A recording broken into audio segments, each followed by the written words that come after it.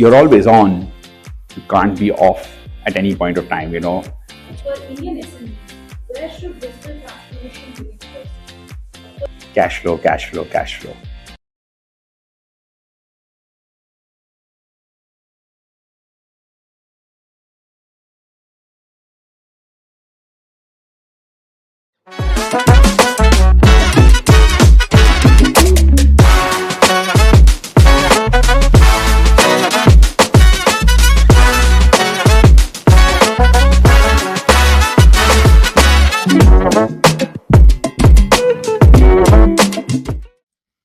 Thank you so much, sir, for your time.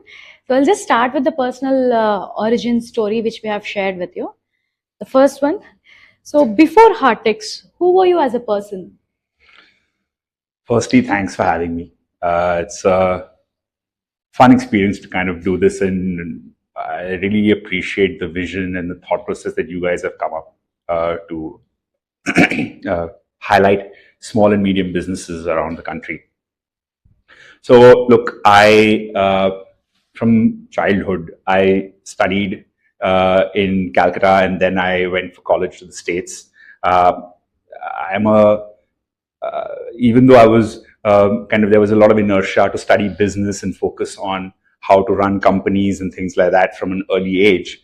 I was an engineer. I was a computer science nut from the time that I was probably 15 or 14 years old or something like that. I used to code all the time, and I was mainly focused on how to build systems, how to build processes.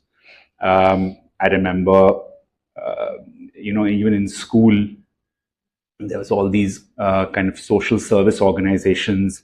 They had something called Interact, which is the precursor to Rotary. They had a computer club. I was the president of that. Basically, for that, we were building processes and systems to handle registrations for events. So at the age of 14, 15 years old, using almost no resources. So I had this early discomfort with inefficiency, lack of visibility, and basically I wanted to understand how these systems behave at scale. I studied engineering, even though it was not part of my curriculum, and I got accepted into the engineering school. So I ended up doing 2 degrees. I registered only for one, but at the end of the first year, I was allowed to kind of take up the second one as well. And I finished that after 3-4 years. And then I worked in a government, like a startup that's now public, that used to work a lot for the Department of Homeland Security, the Army, Navy, Air Force, the Department of Commerce, things like that. And I was actually building systems for them. We were building hardcore procurement systems, business process engineering, and I was all of 23, 24 years old at the time. And I was one of 2 consultants on one of their projects. So that was really the background. And when I moved back to India, you're aware, basically it's the inefficiency of how data is organized and processed, which brought me towards my startup and the patent that I got and everything. So it's really it started from understanding how processes fail and how they don't work and what the inefficiencies are, to what brought me to my first startup. Okay. So now coming to Hartex, okay. So was joining Hartex always expected, or did you resist the idea initially? Oh, I resisted. I really resisted. It probably was expected. I don't know. At the end of the day, we are a legacy family that has basically been around. The company's been around since 1961. But one of the reasons that I was resisting is, I was also trying to figure out what is the right balance between the legacy, which has very strong and powerful values that we grew up with, and that must be preserved in a way. But at the same point of time, doing what needs to be done and what is right for the new world, for the new environment that we're in. And many SMEs face the same problem, right? There's a lot of friction at the end of the day with what needs to be done versus how things have been done for so long. If I can just kind of say it very simply. And that's probably one of the reasons why I wanted to kind of take my time to figure out what is the right way to enter. The previous generations have taught us frugality, have taught us a certain kind of discipline in our personal work ethic, have taught us the value and meaning of trust-based relationships. You can't forget that. And that's really important. We need to preserve those things. But at the same point of time, you need to measure. If you don't measure, you don't have progress.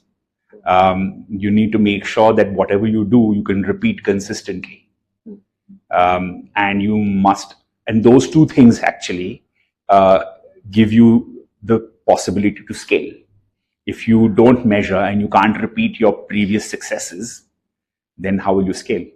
So legacy does give you values, but it doesn't give you systems. And that's really where most family businesses have difficulties. So yes, sir. Did technology always fascinate you from the beginning?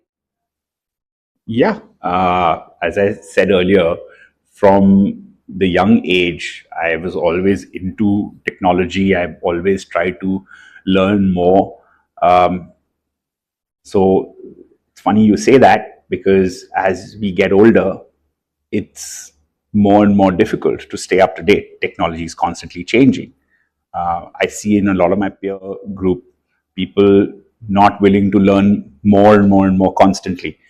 If you take a look at what's going on right now in the landscape, it's been a complete reset for most people, right? I have immersed myself over the last year and a half, 2 years in understanding what's going on with the AI revolution, how LLMs actually work. As an engineer, I'm very, very eager to study the code behind the transformer model and all the works of these stalwarts like Andre Karpathy and all of them. So being able to understand how things work is just probably where I come from. It's not just technology, it's just how things work. So what was the toughest emotional phase of your journey as a learner?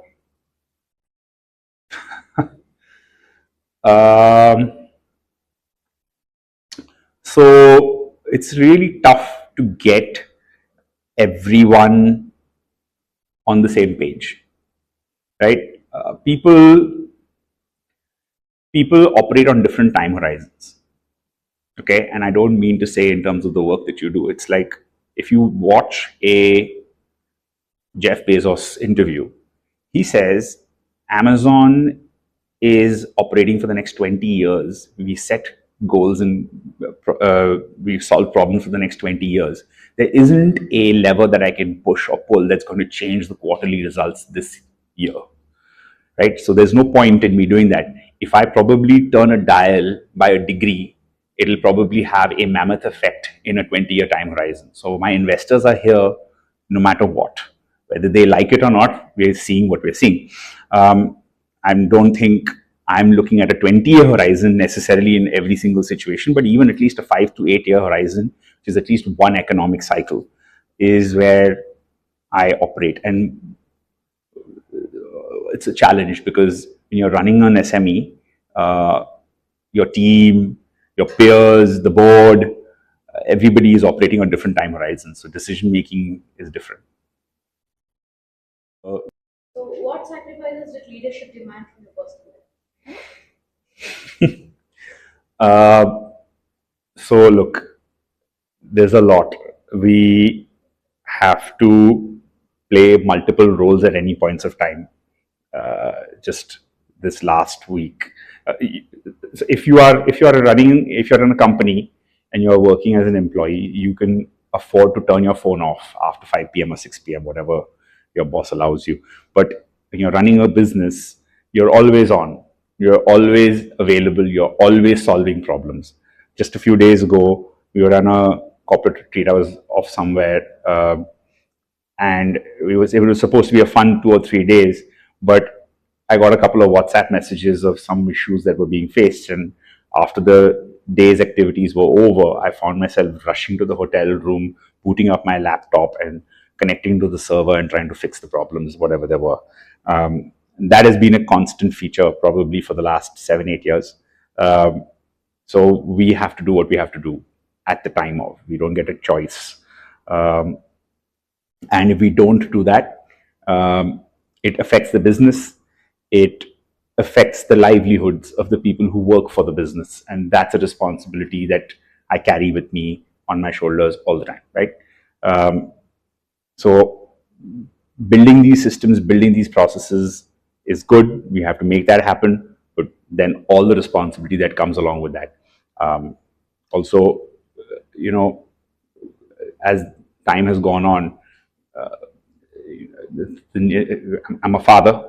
I have 2 young girls, and there's a responsibility that I have to them as well. And I don't want to be an absentee dad, and I want to make sure that we're always available for the family as well. And that has its own set of responsibilities that we have to, and no one gives you a free pass or a hall pass for these sorts of things. You're learning and you're figuring out as it comes every day. So yeah, it's tough, but it's fun. You don't complain about it. It's good. It's something that we rise to the occasion to achieve. So you mentioned about livelihoods and the responsibility. So when did you first feel the real weight of responsibility for people's livelihoods? Uh,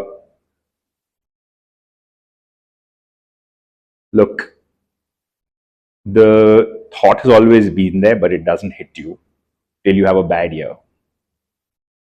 Okay.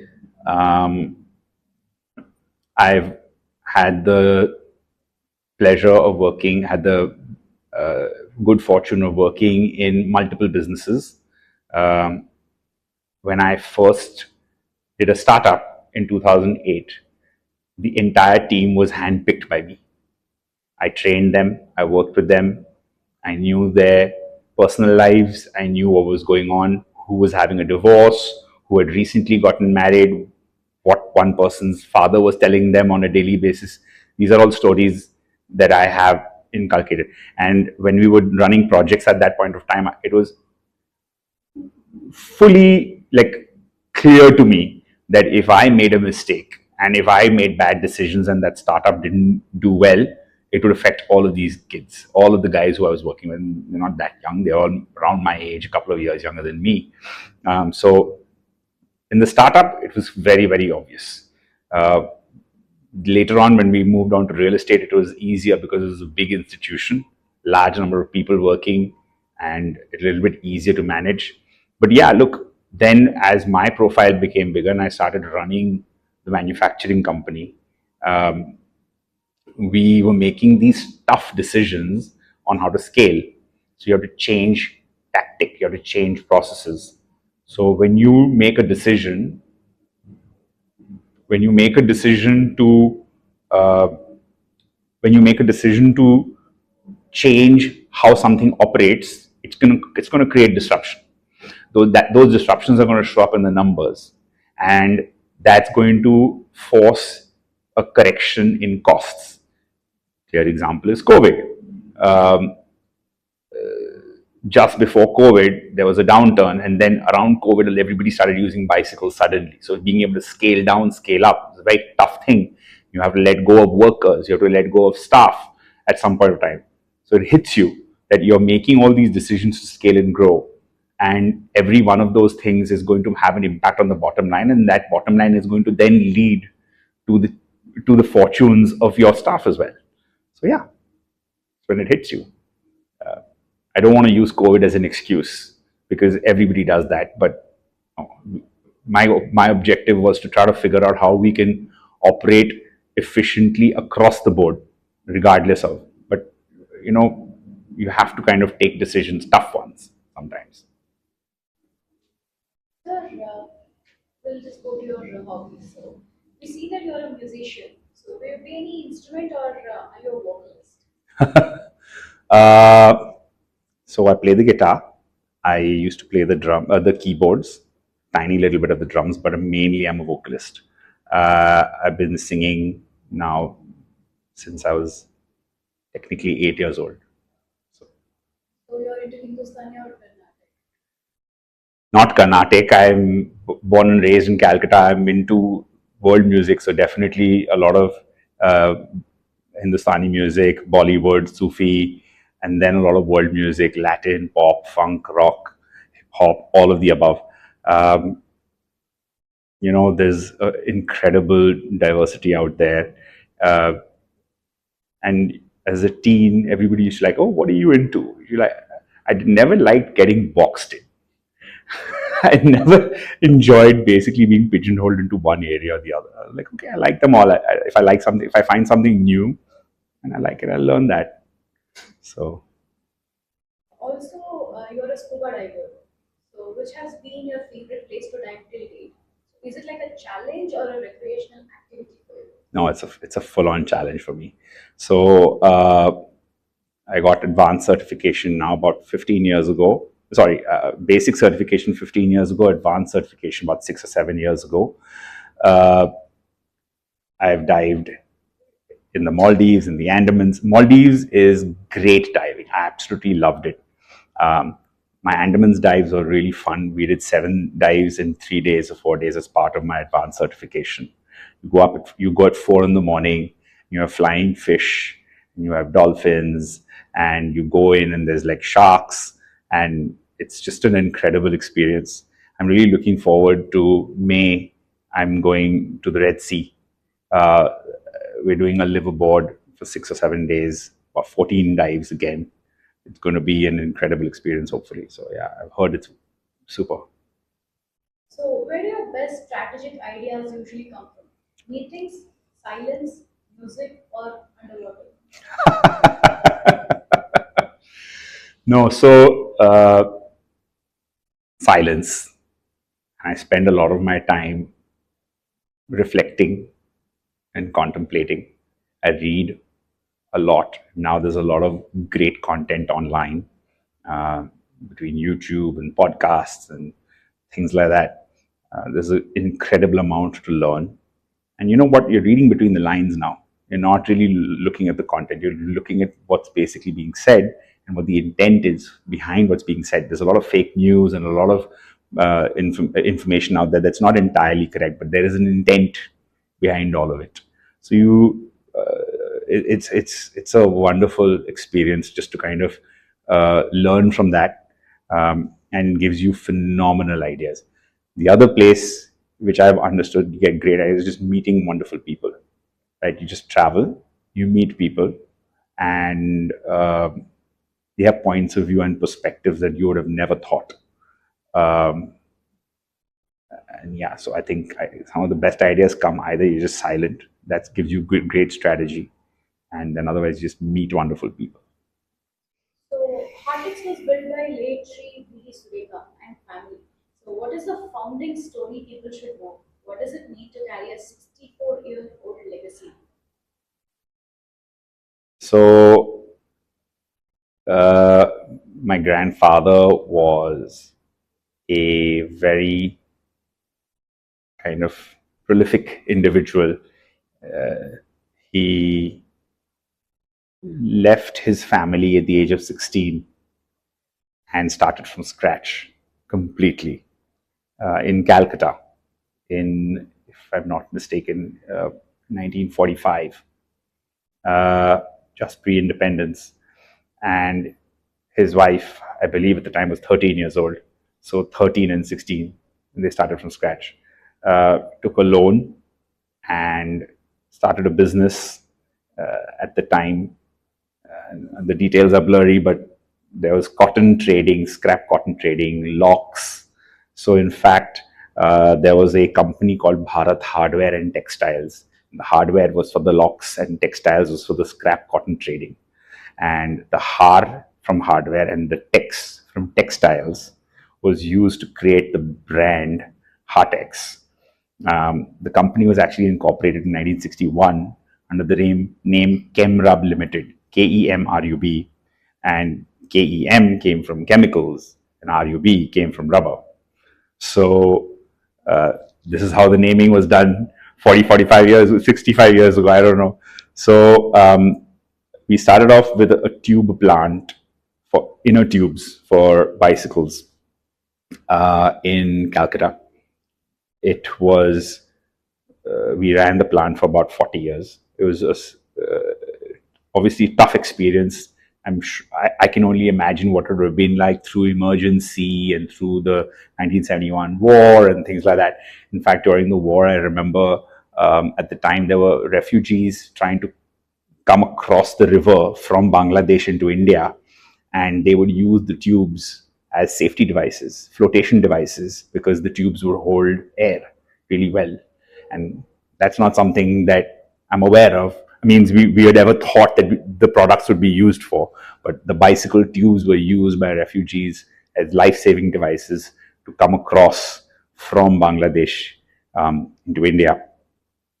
But yeah, all of these stories are there. And then obviously the company, we started a new plant in 1989, which was for the tires. And that was in Hyderabad here in the Bolaram district. And the idea was to make products for the average Indian, for the everyday Indian. How do you move farm produce from the villages to the cities? India has a huge logistics and distribution problem. We produce enough food to feed our people, but a lot of that food, about 40% of it, goes to waste in the logistics supply chain. Not that this was a plan that we had, but it just solved the problem, because you think about it, those thela gadis, the rickshaws, have tires. Those tires are basically rickshaw tires that we manufacture. Kids going to school every morning, the girls, how do they go 4, 5, 7 kilometers from their village to the nearest school? 7 of them, 8 of them get together onto one of these thela gadis and travel. Those tires are made by us. And this was the ethos of the company this has been the ethos of the company probably for 40, 50 years. There's a very huge economy of people who can't afford cars, can't even afford motorcycles. At least it was the case until the early 2000s, 2010. So we cater to that, to India 2 or India 3, in the context of, if you have read some of the content, where you have the pyramid, the economic pyramid of India, where you have the top few percentage and then you have the rest of the entire country, right? So we cater to the whole country. Since 2015, 2016, we set up a new plant, again, another one in Ludhiana. And this was to focus on, again, the north part of the market and Uttar Pradesh. But what ended up happening is we wanted to set up a plant that was world class. We now didn't just want to set our goals to be India class. We wanted to just now be world class. And we spent 7, 8 years building relationships all over the world with every bicycle manufacturer, tire manufacturer that we could find. And I remember 8 years ago, 10 years ago, when we used to show up to the trade shows, no one knew who we were, no one cared who we were. In 2018-19, we didn't have 1 minute free for meetings, because one after the other, every major brand around the world was coming and talking with us. And when COVID hit in 2020, suddenly everybody's purchase orders started coming in. So we went from being present in a few markets to being suddenly present all over the world, right around the time that COVID hit. So, what values did Sri V.D. Sureka institutionalize that still define Hartex? Look, I think honesty is one of the most biggest one. Honesty and integrity. I don't think he ever said a lie, and I don't think he ever encouraged us. We underpromise and overdeliver. I've seen that as a human being, not ostentatious at all. Okay to be kind of quiet, resolve in how we build products and how we provide them the right product for the right price at the right time. I think these are some of the values that came from him. So truth. In fact, there's a book written on his life. It's a biography which was commissioned by some of his friends about his life. The book's title is A Ship of Truth. So I think that's really what has driven us over the years. So, which stories from his leadership still guide difficult decisions today? What matters there is he spent a lot of time. He spent a lot of time with people, caring about people, solving their problems, and working with them. For the last 15 years of his life, he spent all of his time, not some, all of his time on philanthropy.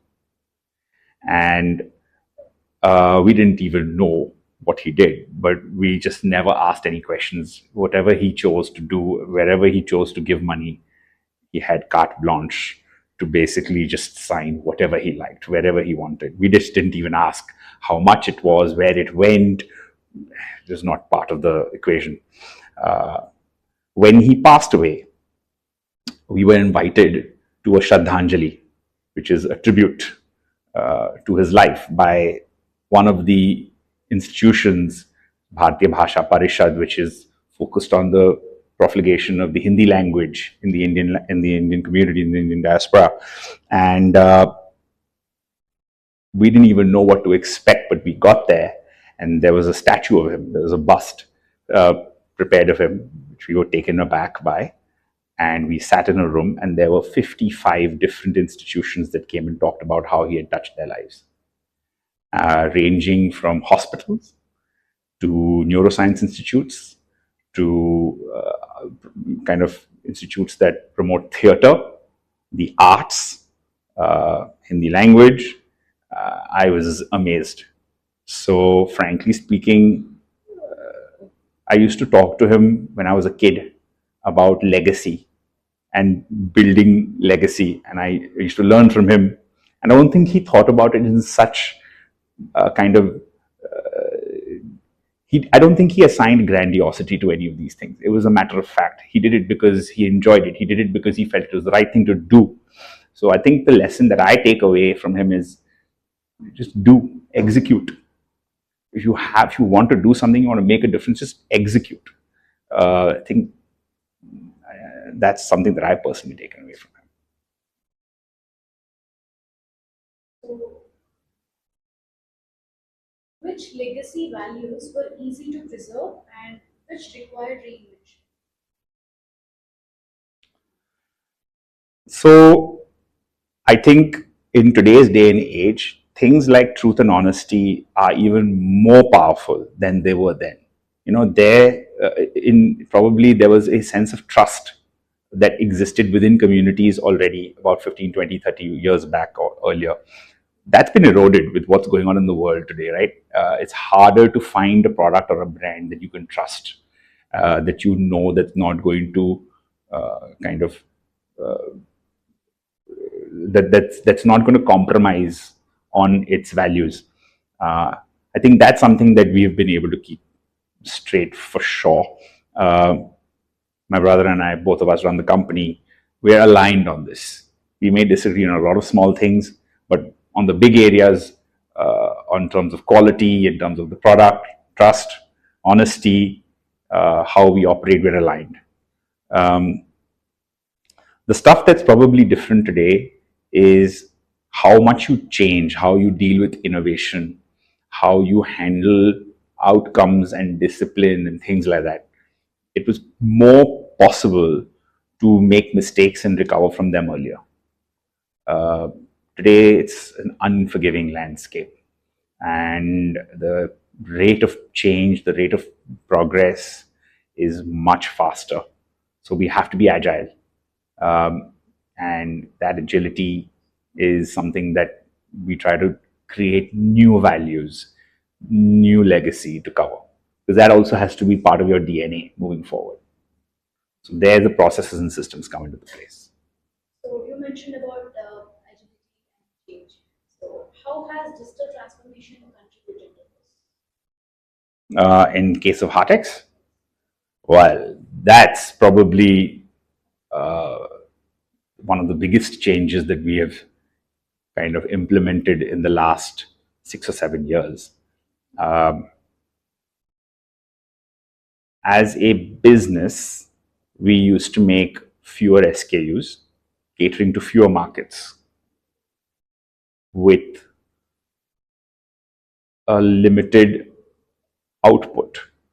Those that worked for us because of the scale that we were at. What we saw in the early 2010s is that we needed to move up the value chain. We needed to create new lines of revenue, because sticking to just one revenue stream was risky moving forward, right? You have economic changes, political changes that influence and affect the business significantly.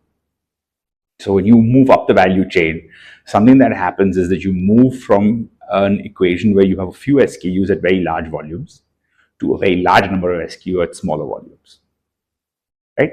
Because the diversity of products increases, and because the ticket price goes up, the market size comes down. The total amount of money you make might be the same, but the dynamics change significantly. So when you're going to have an SKU explosion, you're going to have so many different products, you can't do it in the same way. You need that agility, you need the decision support systems, you need control and processes to do it well. Otherwise, you are risking an explosion of credit, an explosion of inventory, and basically an explosion of dead stock everywhere. So removing the friction to be able to achieve these things was huge, because that enables you to create a flywheel for growth, right? You need a flywheel that spins faster and faster and faster without having to always interfere in it. So for that, you need these systems. So, in a family business, was there ever a time when the dining table and the boardroom sounded exactly the same?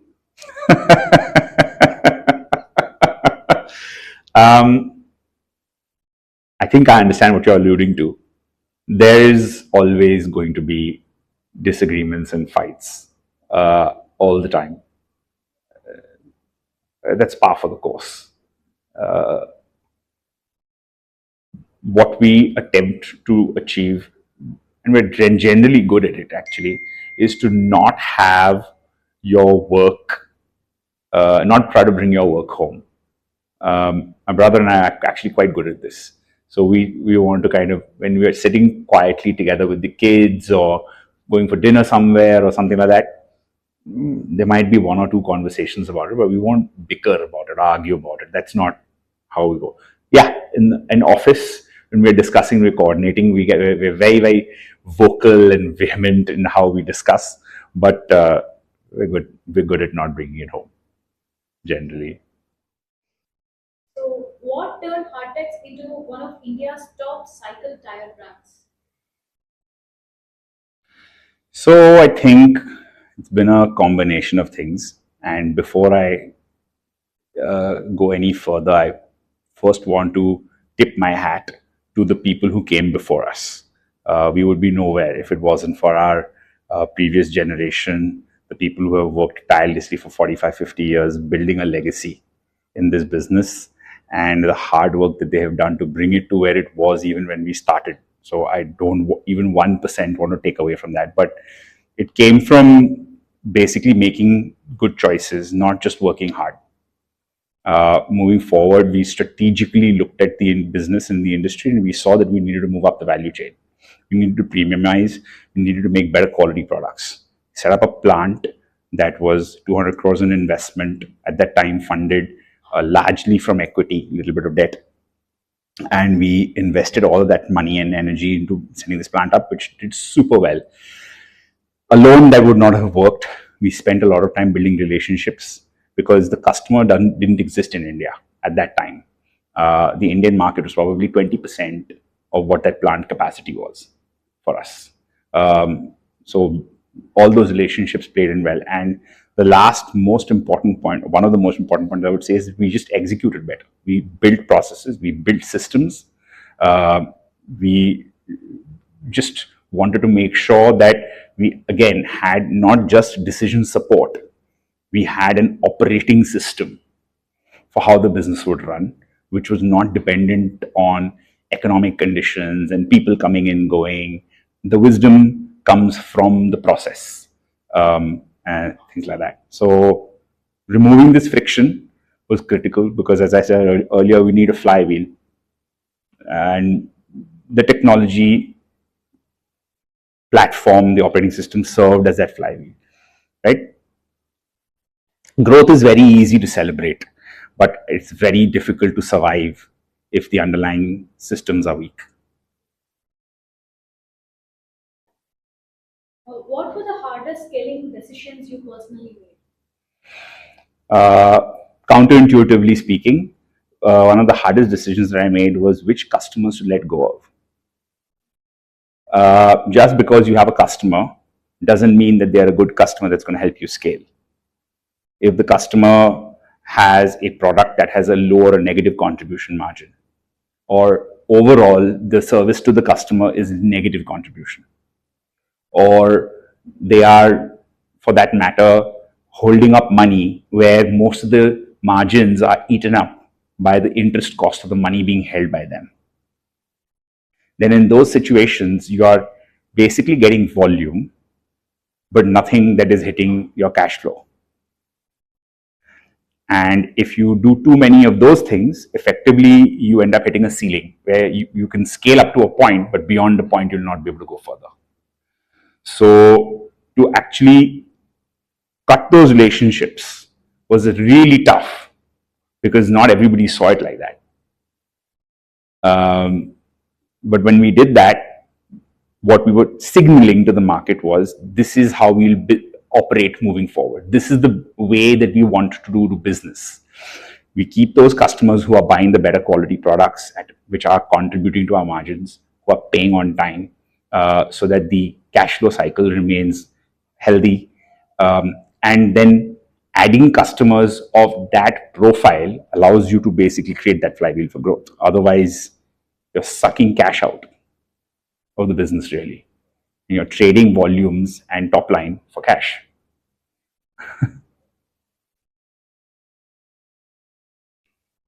Which decisions created the biggest multiplier effect on growth?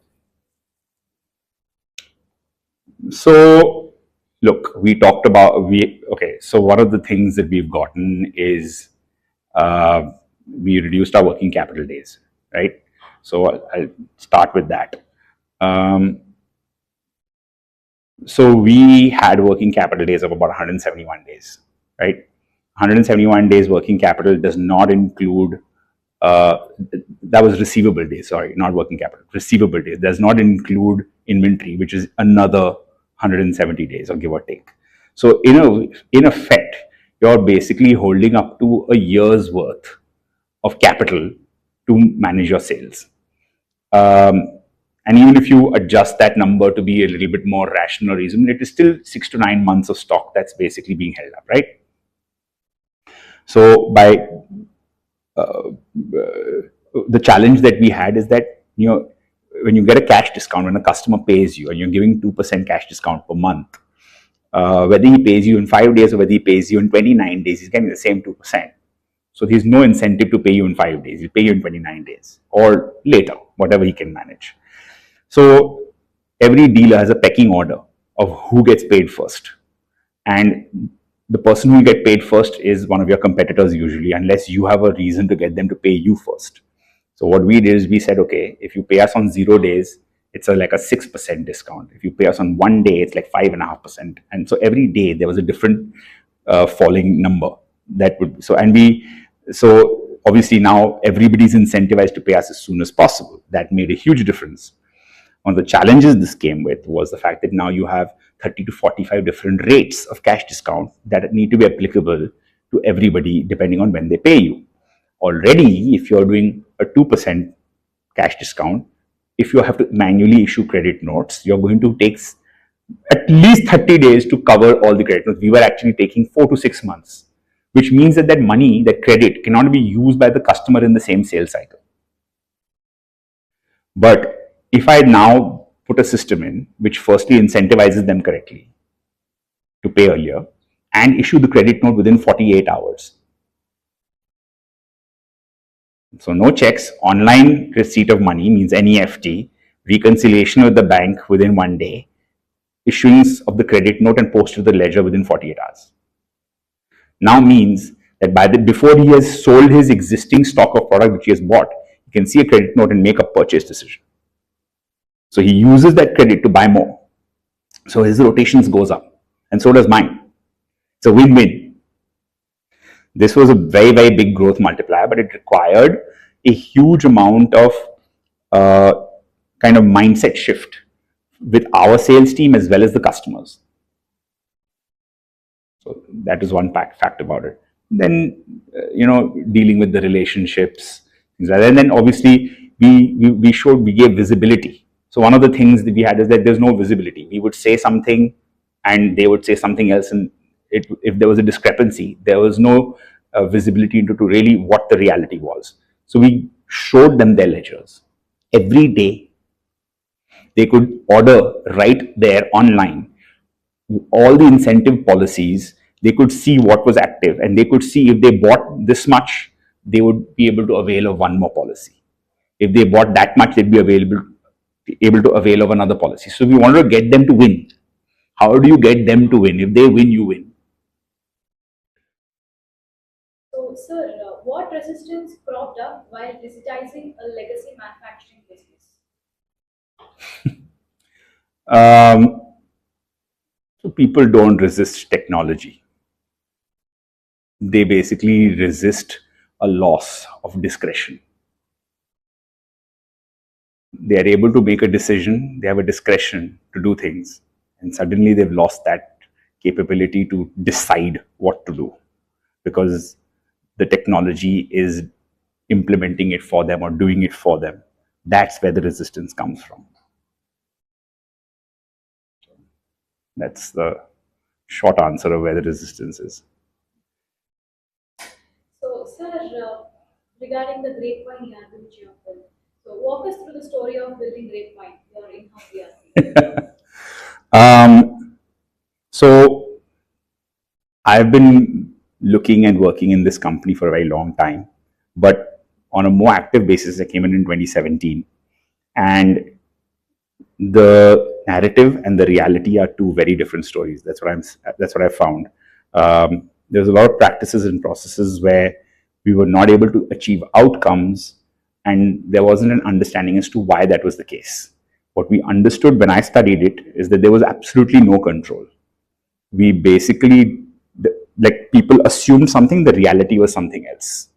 And so getting work done was absolutely impossible. So what we needed was not an ERP. I never used the word ERP to define and decide what I had built. It's a control system on reality.